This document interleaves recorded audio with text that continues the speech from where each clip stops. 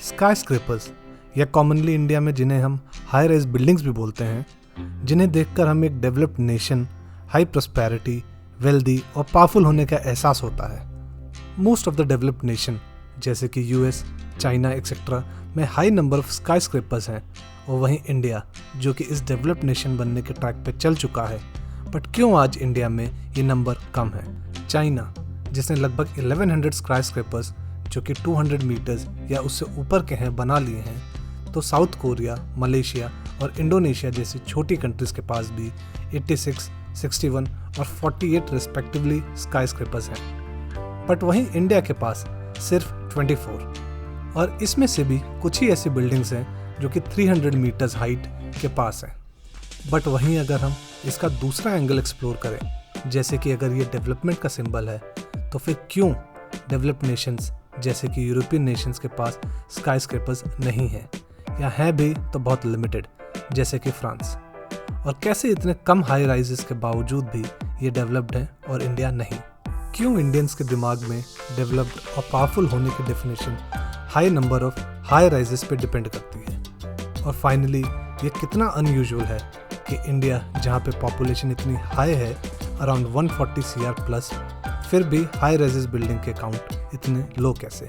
तो आज की वीडियो में हम ये सब कुछ समझेंगे पॉइंट बाय पॉइंट। तो शुरू करने से पहले अगर आपने चैनल को सब्सक्राइब नहीं किया है तो ज़रूर कर लें, और नोटिफिकेशन को भी ऑन कर लें ताकि आप कोई भी कंटेंट की मिस ना करें।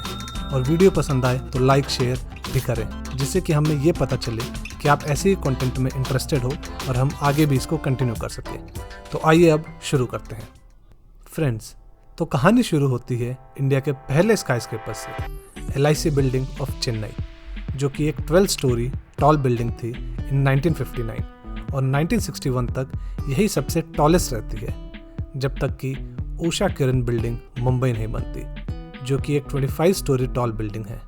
और उसके बाद तो बहुत सारे स्काई स्क्रेपर्स बनने लगे, और 2018 में बना Palais Royale Mumbai with the height of 320 meters is the tallest building of the country, but ये अभी अंडर कंस्ट्रक्शन में है। तो कंप्लीटेड की बात करें तो 301 meter tall with 78 floors Lokhandwala Minerva, जो कि अगेन मुंबई में है, जिसे tallest building of the country का खिताब जाता है।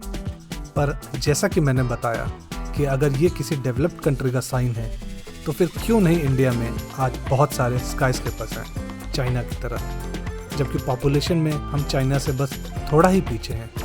और क्या चीज़ है जो इसे रोकती है? तो इसका मेन रीज़न है FAR, मतलब फ्लोर अप्रूवल एरिया, या FSI मतलब फ्लोर स्पेस इंडेक्स। तो दोस्तों, इसको सिंपल लैंग्वेज में हम ऐसे समझ सकते हैं कि जैसे कि आपके पेरेंट्स या ग्रैंड पेरेंट्स ने सिंगल या 2 स्टोरी के लो राइज घर बनवाए होंगे, तो उन्होंने पहले एक लैंड पार्सल परचेज किया होगा जिस पर घर बनवाया होगा, और उस लैंड पार्सल का एरिया फिक्स्ड होगा हॉरिजॉन्टली इन स्क्वायर फीट या स्क्वायर मीटर में, और उतने ही एरिया में वो कंस्ट्रक्शन करवा सकते थे, भले ही उनके साइड का प्लॉट वेकेंट क्यों ना हो, उस पर वो कुछ नहीं बनवा सकते।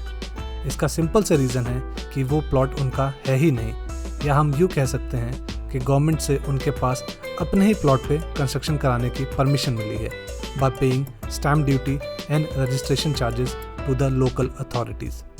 तो हाई राइजेस में भी आप सेम कॉन्सेप्ट अप्लाई कर सकते हैं समझने के लिए, बट यहाँ पे परमिशन हॉरिजॉन्टल के साथ वर्टिकल भी होती है, और आप एक लिमिट तक ही वर्टिकल स्पेस में हाइट एलिवेट कर सकते हो, उससे ज़्यादा नहीं, क्योंकि उसके बाद का स्पेस आपका नहीं है, और अथॉरिटीज़ ने आपको परमिशन नहीं दी है वहाँ कुछ कराने को। और आप स्पेस में कितने फ्लोर बना सकते हो, ये रेशियो हर कंट्री का डिफरेंट होता है, और इनफैक्ट इंडिया में स्टेट बाय स्टेट वेरी भी करता है, और इसी रेशियो को हम बोलते हैं FAR या FSI रेशियो। तो जिसका FSI रेशियो ज़्यादा, वहाँ के फ्लोर ज़्यादा। तो इसको अगर हम ग्लोबली कंपेयर करें तो सिंगापुर का FSI है 25, टोक्यो का 20, तो वहीं US का एवरेज है अराउंड 15। और अगर हम इन सब में इंडिया की बात करें तो ये रेशियो था सिर्फ 1.3 का, वो भी मुंबई में, और दिल्ली में तो इससे भी कम। तो आप अंदाज़ा लगा सकते हैं कि 1.3 के FSI पर मुंबई में 78 फ्लोर्स की 300 मीटर टॉल बिल्डिंग बन सकती है, तो 20 और 25 FSI पर इसी रेशियो में कितनी टॉल बिल्डिंग बन सकती है।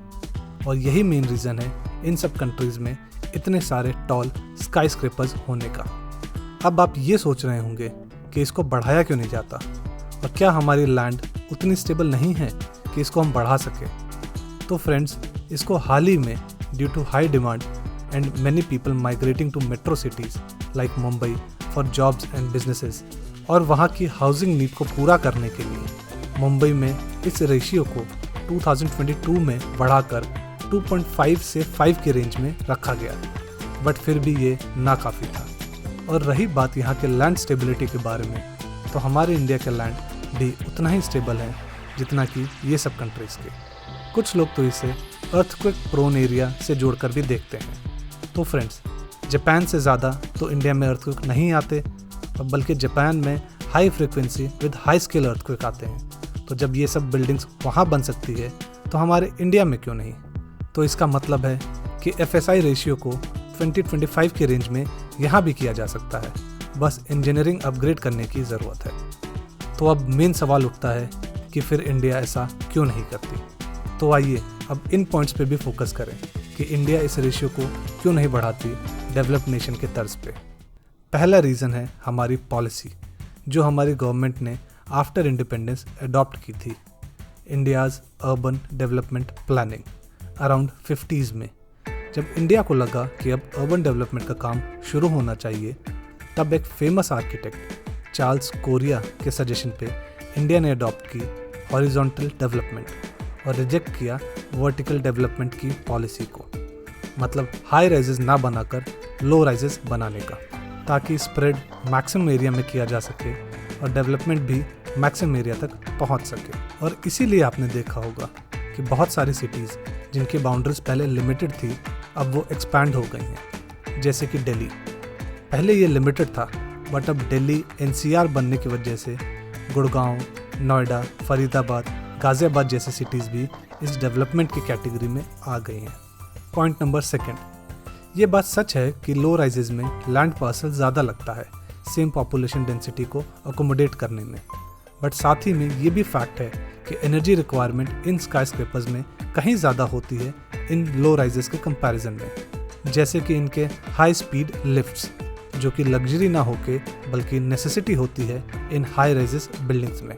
और वहीं एक रिपोर्ट के according sky scrapers made of glass को हीट और कूल दोनों ही होने में बहुत एनर्जी और टाइम लगता है। जैसे कि हॉट सीजन में एयर कंडीशनर्स यहाँ पे मस्ट हो जाते हैं और कोल्ड वेदर में हीटर्स, और दोनों का ही रनिंग टाइम लो राइजेस से काफ़ी ज़्यादा होता है। और क्वांटिटेटिवली ये 2.5 टाइम्स मोर होते हैं 20 या उससे ज़्यादा फ्लोर्स के स्काई स्क्रेपर्स में।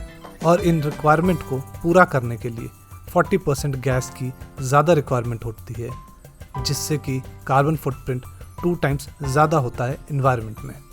थर्ड, अगर वहीं हम services required versus population density को समझें, तो उन एरिया में जहाँ स्काई स्क्रेपर्स ज़्यादा हैं, ये और भी इम्पॉर्टेंट हो जाता है। जैसे पहले जहाँ उन्हीं रोड्स और दूसरी सर्विसेज को यूज़ करने वाले लोग कम थे, तो अब सेम सर्विसेज को यूज़ करने वाले सिग्निफिकेंटली इंक्रीज हो जाते हैं due to these high rises. But logistically सब सर्विसेज जैसे कि roads, drainage, banks, schools, medical facilities और मोस्ट इम्पॉर्टेंटली लिमिटेड स्पेस में सबको पार्किंग देना, ये गवर्नमेंट या लोकल अथॉरिटीज़ के लिए बहुत बड़ा चैलेंज है, जिससे कि वो आज भी लड़ रहे हैं। जहाँ एक तरफ पीक टाइम में सर्विसेज की शॉर्टेज की वजह से सब चोक हो जाता है, तो वहीं ऑफ पीक टाइम में सब खाली और आइसोलेटेड सा लगता है।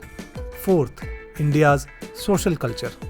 तो फ्रेंड्स, जहाँ हम इंडियंस सोशली टुगेदर रहते आए हैं और कोई भी छोटी बड़ी चीज़ बिना सोसाइटी और 4 लोगों को बताए हम नहीं करते हैं, तो वहीं इन हाई राइजेस ने हमें और अकेला कर दिया है। जहाँ पहले पूरी सोसाइटी और एक खुला एरिया था इंटरैक्शन के लिए, बट अब सिर्फ फ्लोर या एक पर्टिकुलर टावर ही रह गया है इंटरैक्शन के लिए, और इससे लोगों में आइसोलेशन और डिप्रेशन बढ़ता जा रहा है। हाँ, हम ये ज़रूर कह सकते हैं कि व्यू इन हाई राइजेस से कमाल के होते हैं, बट कुछ ही टाइम में आप इनसे भी सैचुरेट हो जाते हो due to India's culture of being close to society and people. तो फ्रेंड्स, आई थिंक अब आपको समझ आ गया होगा कि इंडिया क्यों नहीं इतने हाई राइजेस बनवा रही। वहीं आपको ये जानकर भी हैरानी होगी कि कुछ सिटीज़ जैसे कि हैदराबाद में कोई FSI रिस्ट्रिक्शन नहीं है, बट फिर भी वहाँ लिमिटेड हाई राइजेस हैं because of power requirement and economical viability इसको अलाउ नहीं करती। तो अब मैं थोड़ा इकोनॉमिकल वायबिलिटी की भी बात कर लूँ। बिल्डर्स जहाँ हाई राइजेस बनवाने के पीछे high technology and very heavy investment करते हैं, तो ये ज़रूरी हो जाता है कि ये अपना कॉस्ट रिकवर करें ताकि पूरे प्रोजेक्ट को इकोनॉमिकली वायबल बनाया जा सके। और इसलिए ये मिसकंसेप्शन भी दूर करना ज़रूरी है कि अगर आप एक प्लॉट लेकर घर बनवाए, मतलब आपका घर प्लॉट के साथ आपका है, तो वो ज़्यादा महंगा होगा इंस्टेड अगर आप हाई राइज में एक flat low, because high rises के फ्लैट ज़्यादा महंगे होते हैं with same square feet of area. तो अब हमारा मेन क्वेश्चन कि क्या वाकई हाई राइज और स्काई स्क्रेपर्स डेवलप होने का सिंबल है? तो मेरा आंसर है नहीं, क्योंकि अगर हम यूरोपियन कंट्रीज़ को देखें तो वहाँ ये कॉन्सेप्ट ही नहीं है, क्योंकि उनकी सिटीज़ हाई इन कल्चर और एस्थेटिक्स होती है, तो ये स्काई स्क्रेपर्स बनाकर वो अपने सिटीज़ को ख़राब नहीं करते। और इसलिए आज वर्ल्ड में बड़े बड़े कंट्रीज़ जैसे कि चाइना ने और स्काई स्क्रेपर्स बनने पे बैन लगा दिया है, और due to increasing problem of isolation ये मोस्टली स्काई स्क्रेपर्स खाली पड़े हैं, और अब वो इस बात को कवर करने के लिए बोलते हैं कि ये उनके डमी प्रोजेक्ट्स थे। तो फ्रेंड्स, जहां अब सारे developed nation anti high rise हो गए हैं और सब लो राइज या मिड राइज को प्रमोट कर रहे हैं, तो हमारे कंट्री के लोग अभी भी इस मिसकंसेप्शन में हैं कि हाई राइज ग्रोथ और प्रोग्रेस का साइन है। और इसलिए आपने भी आजकल कई डेवलपर्स को ऐसे सब एडवर्टीजमेंट करते देखा होगा। तो फ्रेंड्स, मुझे कमेंट में आप अपनी राय दें कि आपको क्या लगता है कि आप बेटर सोशली कहाँ कनेक्टेड हैं, हाई राइजेस अपार्टमेंट्स में या इंडिपेंडेंट हाउसेज या लो राइजेस में। वीडियो अच्छा लगे तो लाइक, शेयर और सब्सक्राइब ज़रूर करें। Thanks for watching.